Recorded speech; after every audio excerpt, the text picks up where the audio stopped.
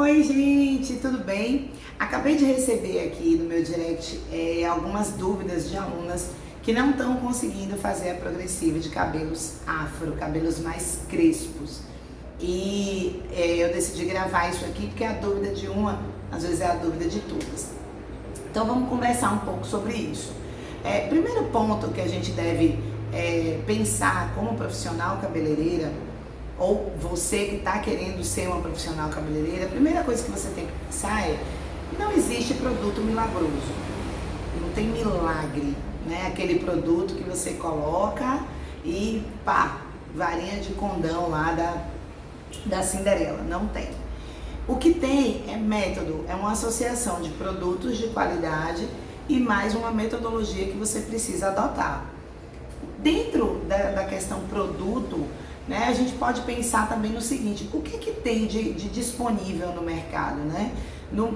Você vai ver muitos produtos falando que são de aminoácidos, falando que são de frutas, enfim, inúmeras tentativas de mostrar para você produtos da natureza, produtos que remetem você a uma coisa saudável, né? Fala-se, por exemplo, hoje na progressiva orgânica. Gente, tudo vai ser orgânico, porque a química é orgânica. Trata de materiais orgânicos que vão vir dos seres vivos, sejam eles vegetais, sejam eles de origem animais, enfim, é química orgânica. Então, o que você precisa estar atenta é quais são os ativos, né, de alisamento que são utilizados para fazer a progressiva. Então, vamos lá. Os mais comuns hoje no mercado são ácido glioxílico, ácido glioxiloil, né? Então você ainda vai ter um pouco aí de glutaral, muito pouco, mas acredito que ainda tenha. E diante da proibição do formol, o formol praticamente não é utilizado, ele é proibido. A gente sabe que, né, tem pessoas aí manipulando, mas eu tô falando de uma realidade permitida, regulamentada pela Anvisa. Então, se os ativos são os mesmos, o que vai mudar aí, às vezes na composição, é que você vai ter uma indústria ou outra indústria que vai colocar ativos de tratamento dentro, né, do produto, mas é o bom e velho morde-a-sopra, porque assim, eu tô falando de uma química de alisamento. Uma química que tem interação com o córtex, que interage nas pontes disulfídicas, faz uma modificação na forma do fio. Então, se tem ali dentro depantenol, se tem dimeticona, enfim, o que for, naquele momento ali, o que vai prevalecer é o ativo de transformação química. Então, quem vai entrar realmente em contato com o córtex capilar para fazer a modificação do fio de cacheado, de crespo, ondulado para liso, vai ser o ativo químico, que é esse que importa para você saber se você vai estar trabalhando com o ácido glioxílico, se você vai estar trabalhando com a tecnologia Procem, que é o glioxiloil, né? Enfim, você vai escolher o seu produto preferido.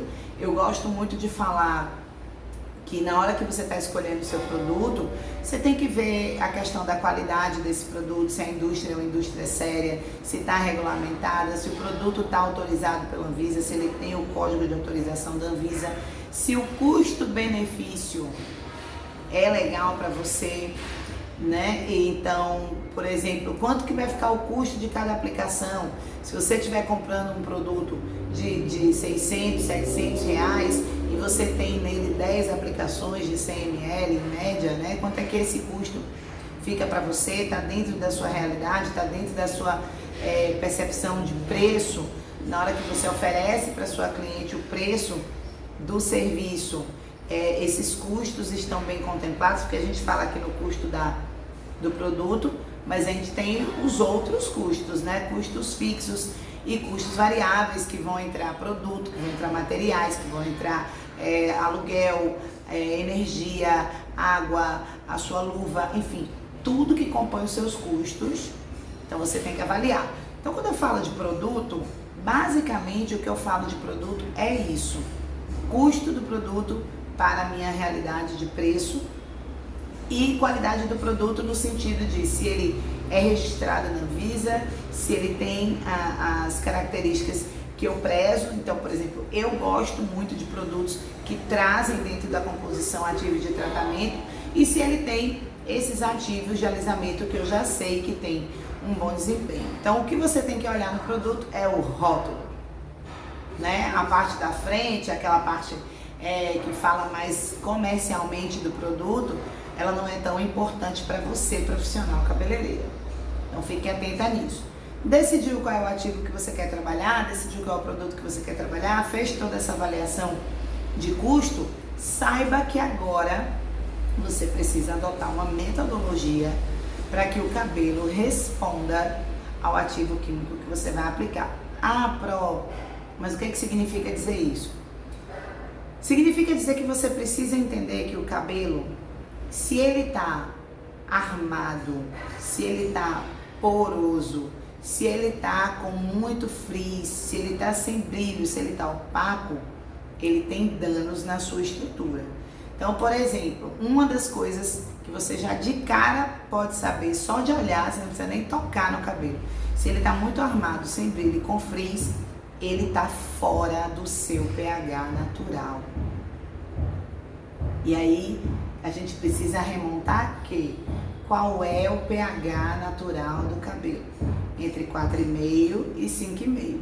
Quando o cabelo está neste pH, você tem cutículas seladas, saudáveis, você tem brilho, você tem um cabelo que não tem frizz, você tem um cabelo que não arma. Porque o que faz o cabelo ter frizz e o cabelo armar, né, que a gente fala de dar aquele volume, é porque a cutícula está dilatada. Se ela está fora do seu pH natural e ela está dilatada, ela está num pH alcalino. No pH alcalino, a gente fala grosso modo que a cutícula está aberta, né? O termo certo não é aberta, é dilatada. Porque ela está exposta, ela foi exposta ao meio alcalino, não foi devidamente recuperada e ela está ali dilatada. Quando ela está dilatada, ela abre espaço, né, entre si, os fios começam a abrir espaço entre si. Imagine comigo o seguinte, imagine que você tem um arame farpado, e aí você vai enrolar esse arame. O que é que vai acontecer? Você vai ter um negócio volumoso, né, porque as farpas do arame vão buscando espaço, então você vai ter no final um rolo bem volumoso. Ao passo que, se você for fazer o enrolamento de um arame liso, você vai ter um volume bem menor. Por quê? Porque o arame liso não precisa tanto de espaço entre um e outro. Então, é a mesma coisa, gente. Se você tá com um cabelo que tá com frizz, que tá com a cutícula dilatada, que tá fora do seu pH natural, ele vai precisar de espaço entre um e outro. É como se fosse realmente um arame farpado, né? Sem nenhum trocadilho maldoso, assim, mas ele precisa de espaço, por isso que ele arma. Então, se você identifica que o cabelo tá com esse tipo de dano, aí cabe que você avalie mais profundamente qual é o dano que tem nesse cabelo.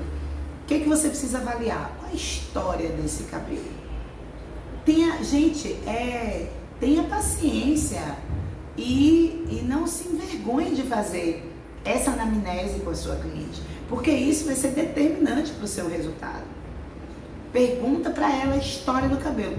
Comece avaliando o tamanho do cabelo. Aliás, isso para mim, das coisas que eu coloco no meu método, eu acho que essa é das chaves, assim, porque analise o histórico do cabelo pelo tempo que esse cabelo tá na cabeça. Como é que eu sei isso? Pulo do gato. Você sabe que o cabelo tem um crescimento que é de 1 a 2 centímetros por mês. Então, o que é que você pode avaliar? Em um ano, o cabelo pode crescer de 12 a 24 centímetros, né? Um cabelo saudável, com crescimento normal. Um cabelo muito processado, ele pode ter um crescimento menor do que isso. Mas vamos lá, em um ano, ele pode crescer entre 12 e 24 centímetros. Aí você vai olhar o cabelo da sua cliente, você identifica que esse cabelo tem 50 centímetros. Da raiz até a ponta, ele tem 50 centímetros. Ora, se ele tem 50 centímetros, você sabe que um cabelo pode crescer de 12 a 24 centímetros por ano. Ele tem aproximadamente 2 anos e meio de crescimento. Então, se ele tem 2 anos e meio de crescimento, eu tenho 2 anos e meio de história com esse cabelo. Porque se eu coloquei um produto, um processamento químico de mudança de forma, principalmente, como as progressivas, os hidróxidos, os glicolados. Se eu coloquei esse produto na minha raiz há 2 anos e meio atrás, significa dizer que esse cabelo que foi processado pode estar na minha região de ponta. E por isso que é tão comum você ver cabelos que são processados danificarem a ponta, porque no momento da aplicação ignora-se completamente esse histórico. Então, tipo, não, o cabelo já cresceu. Cresceu quanto? Né? Ele já modificou, ele já saiu completamente. Dependendo do processamento, ele fica visível aos olhos. Se o processamento foi feito respeitando toda essa característica do cabelo, para que o cabelo recebesse essa transformação, ele vai estar visível, mas muitas vezes não vai estar, porque o cabelo já está poroso, o cabelo já sofreu outros danos e você não identifica. Então, a história do cabelo precisa começar de quando essa ponta estava lá na raiz do cabelo. Entenderam?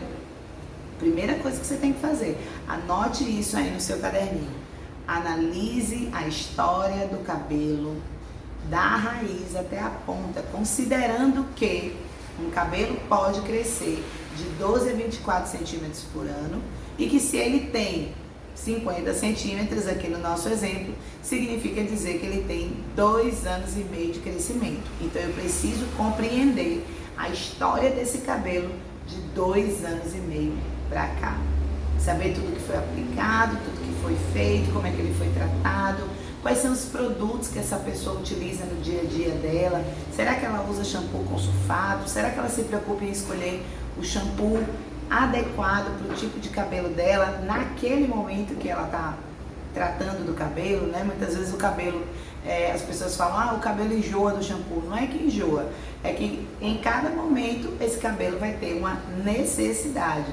Horas de higienização simples, horas de uma higienização mais profunda, horas vai precisar de um detox. Então será que a sua cliente está atenta a tudo isso? Será que ela percebe? Ela usa condicionador? Ela faz tratamento de forma constante e regular? Né? O cronograma capilar, ele ensina muito isso, né? O cronograma em si, com a rigidez que as pessoas falam por aí, vocês sabem que eu não sou a favor, mas eu sou a favor de uma constância. Eu sou a favor de que você tenha regularidade no tratamento com o seu cabelo, entendendo, claro, as especificidades de cada cabelo, a necessidade de cada momento, respeitando as necessidades perante ou depois ou antes de um processamento químico. Então isso tudo vai ser muito importante. Então veja, se eu não entendo o histórico desse cabelo, se eu não entendo como é que a dona desse cabelo cuida dele, eu vou ter muita dificuldade de compreender e entender o que causa o estado do cabelo naquele momento que ele está na minha frente. Por que que esse cabelo está poroso? Por que que esse cabelo está com frizz?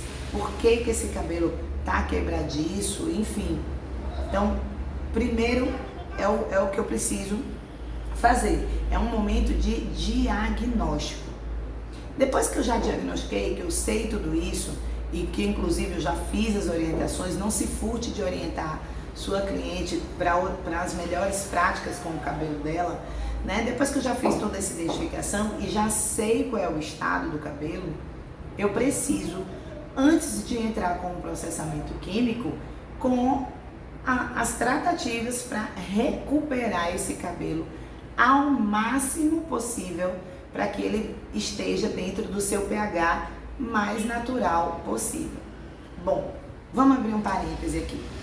O cabelo é uma fibra morta. Folículo piloso, papila dérmica, que estão dentro da nossa derme, eles são a parte viva do cabelo.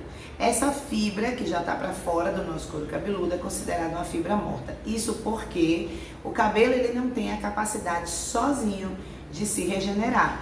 E logicamente, quando você manipula esse cabelo, se você corta, se você penteia, você não sente dor, indicando que aqui você não tem terminações nervosas. Se você puxar o cabelo, o que você sente é na raiz, naquilo que está preso e vivo, preso a terminações nervosas, preso a veias, artérias, enfim. Mas ele é uma fibra morta. Então, se ele não tem a capacidade de se regenerar, o que nós fazemos com os tratamentos é buscar que ele esteja o máximo próximo do seu pH natural, colocando dentro dele os ativos que a gente já sabe que vão ter uma aderência, que vão estar ali no fio, que vão ajudar a recompor um pouco da massa capilar perdida, que vai ajudar na selagem de cutícula, já que a cutícula não está mais ali. Então, tudo isso vai ser determinante para o cuidado para o cabelo. Bom, entendido isso, o que é importante a gente colocar em prática? Toda vez que você for fazer um processo de progressiva de alisamento, faça o tratamento do cabelo antes. Por que isso, gente? Porque você vai ter a garantia de que você mesma fazendo essa reconstrução, você mesma fazendo este tratamento, que você, na hora da aplicação do ativo químico de alisamento, você vai estar com esse cabelo mais próximo do seu pH natural. Quando você tem, que você pode me perguntar, mas por que tá com o cabelo próximo do pH natural é tão importante? Porque quando esse cabelo tá com a cutícula dilatada, como eu venho aqui falando, quando ele tá com esse cabelo, com essa cutícula dilatada, é como se ela tivesse aberta. Considere que você vai colocar o ativo de alisamento num cabelo que vai funcionar como se fosse uma peneira. O ativo simplesmente não vai ter aderência nesse cabelo, né? Como você colocar por uma peneira, ele vai escorrendo, ele não vai ter aderência. E em não tendo aderência, como que ele vai ser capaz de fazer uma transformação dentro do córtex capilar? Dentro de um córtex que inclusive pode estar exposto, já danificado, já em meio muito alcalino, já com perda de lipídio, já com perda de proteína, já com perda de queratina. Então você faz a reconstrução, você deixa esse cabelo mais encorpado, com seu pH mais natural, mais enriquecido, né, de vitaminas, proteínas, enfim, do tratamento que você vai promover. E quando você fizer a aplicação do ativo químico, esse ativo vai conseguir ter uma aderência muito melhor ao fio, promovendo com isso a transformação, né, dentro das fontes disulfídicas que você está buscando, promovendo um alisamento muito perto aí dos 80, 90, 100%, dependendo da curvatura do cabelo que você está trabalhando. E aí, como a pergunta foi a questão do cabelo crespo, né, é uma coisa que eu tenho constatado, vocês podem ver, né, nas minhas páginas, alguns trabalhos que eu tenho colocado, o cabelo crespo, se ele é tratado, se ele é reconstruído antes do processo de alisamento, ele pode chegar a mais de 90% de alisamento. É muito bom, né? É um alisamento que para a cliente, às vezes só o ato de secar com o secador já vai deixar ele 100% liso, né? E vai estar com uma curvatura muito mais bonita, vai estar com um brilho, porque, gente, um outro grande erro que eu vejo cabeleireiras cometendo é exatamente achar que o produto, que o ativo químico vai promover algum tipo de tratamento no cabelo da cliente. Não vai. Por mais que ele venha ali, né, escrito no rótulo, manteiga de karité, óleos essenciais. Gente, aquilo é um ativo de transformação química. Então ele não promove tratamento. Todos esses itens, eles vêm junto na composição do cabelo para evitar que o dano no processo de alisamento seja maior. Mas ele não é um tratamento. Então não pense você que você vai pegar um cabelo que necessita de hidratação, de reconstrução, de nutrição, que está com perda de queratina, que está elástico, que está poroso, que está com a cutícula dilatada, que você vai aplicar um ativo de alisamento e que ele no final vai estar tratado. Não vai estar. Não vai estar. E aí, em curto prazo, médio prazo, você pode ter um cabelo que começa a quebrar, você pode ter um cabelo que vai emborrachar. E muitas vezes a cabeleireira se pergunta, mas meu Deus, por que está acontecendo isso? Porque não seguiu o princípio fundamental, que é o de tratar o cabelo antes. E o tratar o cabelo não é só reconstruir não, tá, gente? Você pode também fazer um detox quelante com o objetivo de retirar resíduos de metais pesados. Você pode estar também associando as duas coisas, né? Fazendo a retirada de metais pesados, mais uma reconstrução capilar, e depois sim você atuar no processo de alisamento. Então, já tá aí meio que um passo a passo, né? Retirada de metais pesados pode ser o primeiro passo, depois a reconstrução da fibra capilar, o segundo passo, e aí sim você vai vir com o terceiro passo, que é a aplicação do ativo de alisamento, aquele que você escolheu. Como eu disse no início, a gente tem alguns ativos, né, disponíveis aí no mercado. Eu particularmente gosto muito tanto do ácido gliocílico como do glioxiloil, né, que é a tecnologia Proliss. Gosto dos dois, acho que tem bons resultados, mas o resultado está diretamente relacionado com esse tripé, né? Na verdade, não é nenhum tripé, são 4 elementos fundamentais, que é a retirada de metais pesados, a reconstrução, a aplicação correta do ativo e a escova. A escova de alisamento e a escova de embelezamento são duas coisas completamente diferentes. Então, são os pilares que vão te dar o resultado, né? A própria aplicação do ativo, ela tem um passo a passo para ser seguido, né? Não é só aplicar. Não dá para você aplicar, e eu já tenho falado isso em muitos vídeos, né? A gente está trabalhando com uma modificação na ponte de sulfídica, então você tem que lembrar que enquanto o cabelo estiver molhado, essa modificação está sendo promovida. Quando ele secar, pronto, chegou no ponto da modificação. Então o cuidado de não deixar o cabelo secar ainda ali com o ativo, né? Porque aquela forma é a forma que vai ser fixada.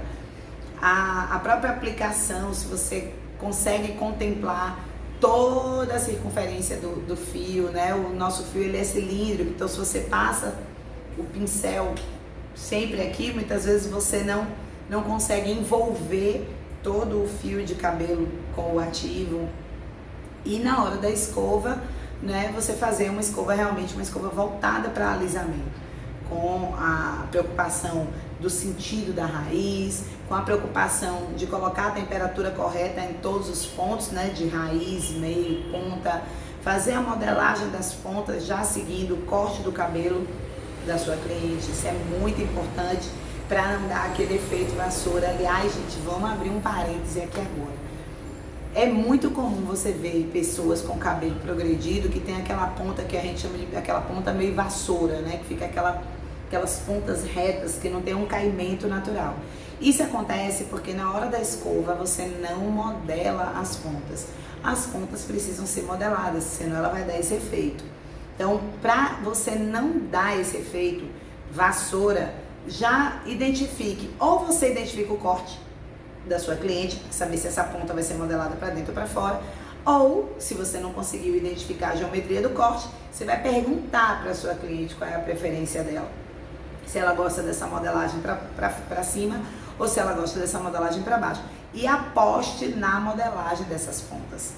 Porque isso é um dos pontos fundamentais para o cabelo ter um efeito muito natural no pós-alisamento. Essa ponta, né, reta, sem caimento, ela é uma ponta de um resultado que deixou a desejar. Ficou com um ponto ali que não foi bem trabalhado. E tanto raiz, tem gente que se preocupa muito em trabalhar raiz e esquece da ponta. Então, tanto raiz quanto pontas são muito importantes. E essa finalização da ponta, para não dar esse efeito, né, esse efeito vassoura, é muito importante e costuma fidelizar muitas clientes, tá? As clientes adoram ter essa percepção de que o cabelo dela ficou com caimento natural, ficou com um alisamento, que as pessoas ficam assim, será que alisou ou será que é o cabelo dela? Né? Então isso, grava aí, nada de deixar cabelo alisado com a ponta parecendo, né, que tomou susto na tomada e ficou lá eletrificada. Modela as pontas, entrega um resultado legal para sua cliente. E a própria prancha, que muita gente aí, e aí aqui eu não posso deixar de falar isso, né? O resultado de um alisamento está relacionado diretamente com a escovação. A prancha, gente, é para finalizar, é para selar, é como diz no ditado, é para fechar o caixão. Mas não é ela quem promove o alisamento, porque lembre, se o cabelo seca com o produto ali, ele seca, quando ele seca, ele assume sua nova forma. Então, se você pegou ele com a escova e só secou e ele não tá bem liso, aquela ali é a forma definitiva. Por mais que você pranche, você pode dar 10 pranchadas, 15 pranchadas, né? Que é uma máxima da progressiva antiga, né? Que você tinha que passar a prancha 15 vezes, 20 vezes. Eu conheço pessoas que ainda hoje acreditam que tem que passar a prancha 10, 15 vezes em cada mecha. E muita gente que ainda deixa a desejar nos resultados dos alisamentos porque não faz uma boa escova. Invista tempo na escova. É ela quem vai promover o alisamento. É com a escova que você vai alinhar esse fio da raiz até as pontas. É com a escova que você vai dar o caimento natural, respeitando o sentido de crescimento do fio, né? Que você identifica pela raiz, ou seja, lateral, escovando para lateral, nuca para nuca, né? Modelando esse cabelo, por exemplo, se é um cabelo que está cortado com camada, você modelar essa camada para esse cabelo ter o caimento natural, é na escova que isso tudo aí vai acontecer. Então, invista em fazer uma boa escova. Eu, Ediane, digo sempre assim, os meus alisamentos demoram muito na escova, porque no processamento de escova é onde eu invisto todo o tempo e faço um trabalho realmente meticuloso para que o alinhamento dos fios seja perfeito e que a modelagem das pontas também seja perfeita, assim como esses fios menorzinhos, né? Eu brinco que eu digo, esses fios aqui, esses pequenos, né, os lanugos, eles precisam ser muito bem trabalhados, com muita paciência, para que ele não fique com aquele aspecto arrepiado. E tudo isso, gente, é feito no momento da escova. A prancha só vai finalizar. Então, invista tempo na escova. A escova de alisamento precisa de tempo. Não dá para você secar, né? Como poderia fazer, às vezes, numa escova de embelezamento, dar aquela secada e finalizar com a prancha, ou finalizar no Babyliss, enfim. Que eu também não concordo. Para mim, a escova de embelezamento também tem que ser bem feita para não precisar selamento de prancha. Prancha, para mim, é minha opinião, tá, gente? Tem que ser só para alisamento. Dia a dia prático da escova de embelezamento é escova bem feita, bem modelada, não vai precisar da prancha. Nós ensinamos às nossas clientes de que a prancha faz a escova durar mais tempo, mas isso não é verdade. Na verdade, o mercado foi invadido por profissionais ou por pessoas que querem trabalhar na área, mas que não tem expertise para fazer escova. Então, seca o cabelo e parte para a prancha. E acabou que isso se convencionou, foi cada vez mais chegando pessoas no mercado com essa prática. E hoje você tem um senso comum, as pessoas acreditam que fez escova, ok, mas agora prancha aí que é para poder durar mais tempo. Não é verdade. Uma escova bem feita pode durar uma semana, 15 dias, se você aguentar ficar tanto tempo sem lavar o cabelo, mas enfim, é o ponto fundamental. Então, vamos revisar?